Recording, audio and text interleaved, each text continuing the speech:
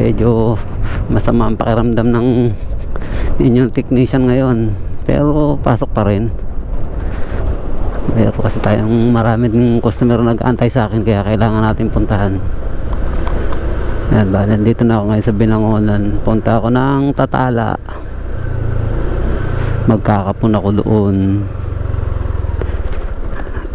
Ay nako, sakit ng katawan ko, grabe, para akong binugbog ng kahit pa ng panlasa. Hindi tayo makakain ng maayos.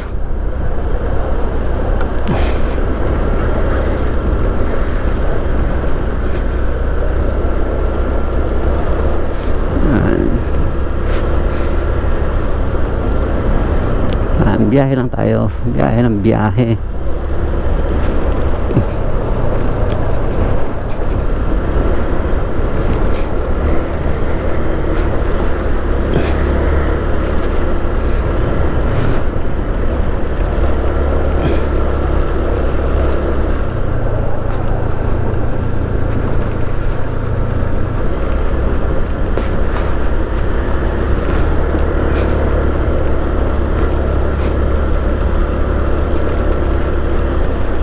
Ingay, sarado ko muna ito, masyadong makalansing kasi kinabit yung cellphone eh.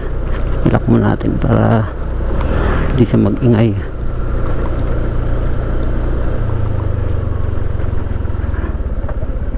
Ayan.